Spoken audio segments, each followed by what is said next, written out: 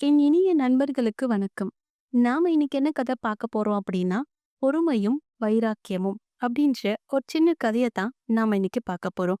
ஒரு அழகான ஊரு. அந்த அழகான ஊர்ல ஒரு கோவில் ஒண்ணு இருக்கு. அது ஒரு மலைக்கோவில். ஒரு 20 படிக்கட்டு இருக்குன்னு வச்சுக்கோங்களேன். அப்படி ஒரு கோவில். மக்கள்லாம் படியில ஏறி போய் தரிசிச்சுட்டு வராங்க. அந்த இறைவனுக்கு அபிஷேகம், அலங்காரம், ஆராதனைன்னு இப்படி பலவும் நடக்குது. ஒரு நாள் கோயில்ல ரொம்ப நிறைய கூட்டம் இருக்கு. எல்லா விசேஷங்களும் முடிஞ்சு, கோயில சாத்திட்டு எல்லாரும் கிளம்புறாங்க. அன்னைக்கு இரவு என்ன ஆகுது அப்படின்னா, அந்த கோயில்ல இருந்த முதல் படிக்கட்டு சுவாமி சிலைய பார்த்து கேக்குது. "நீயும் நானும் ஒரே இடத்துல இருந்து தான் வந்தோம். ஆனா, நான் மட்டும் படிக்கட்டா இங்க எல்லார் கால்லயும் மிதிபடுறேன். ஆனா உனக்கு மட்டும் அபிஷேகம், ஆராதனை, மாலை, மரியாதை இப்படி எல்லாமே கிடைக்குதே. அது ஏன்?" அப்படின்னு கேக்குது. அதற்கு அந்த சாமி சிலை சொல்லுச்சு, "நீயும் நானும் ஒரே காட்டு பகுதியில இருந்து தான் எடுக்கப்பட்டோம்.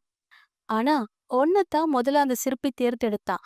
சிற்பி தன் உளியால ஒரு அடி கொடுக்கும்போதே, நீ பொல பொல பொலன்னு கீழ விழுந்துட்ட. அடுத்தது தான் என்கிட்ட அந்த சிற்பி வந்தான். என்னையும் எடுத்து உளியால மெல்ல மெல்ல அடிச்சுக்கிட்டே வந்தான். ஆனா நான் பொறுமையா, வைராக்கியமா அவன் எவ்வளவு அடிச்சாலும், அதற்கு ஏத்த மாரி பொறுமையா நான் தாங்கி நின்னேன். அப்படி தாங்கி நின்னதுனால தான் நான் இங்க ஒரு சிலையா இருக்கேன். சிலையா வச்சதுக்கு அப்புறம் தான் என்ன கோயில்ல கொண்டு வந்து வச்சாங்க. எனக்கு மாலை, மரியாதை. நீ ஒரே அடியில கீழ விழுந்ததுனால உன்ன பொறுக்கி படிக்கட்டா போட்டுட்டாங்க. இதுக்கு நான் என்ன பண்ண முடியும்? அந்த சிற்பி எவ்ளோ அடிச்சாலும் நான் தாங்கி பொறுமையா, வைராக்கியமா நின்னேன். அதனால தான் எனக்கு இந்த மாலை, மரியாதையும் அப்படின்னு சொல்லுச்சு.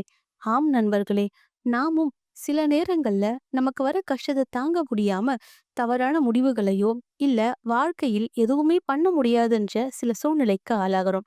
அப்படி இல்ல. வாழ்க்கையில எந்த சந்தர்ப்பத்திலயுமே நாம வைராக்கியமாவும், பொறுமையாவும் துணிஞ்சு நின்னோம்னா, நமக்கும் ஒரு நாள் இந்த சிலைக்கு கிடைக்கிற மாரி பாராட்டு, மரியாதை, பட்டங்கள், பரிசுகள் கிடைக்கும். அப்படி இல்லாம ஒரே அடியில துவண்டு விழுந்துட்டோம்னா, நாமளும் மத்தவங்க மிதிக்கப்படுற படியா தான் இருப்போம். அதனால நம்ம சிலையா ஆகணுமா? இல்ல படியா ஆகணுமான்ற முடிவ நாம தான் தேர்ந்தெடுக்கணும். நன்றி. மீண்டும் ஒரு நல்ல கதையில் தொடரலாம்.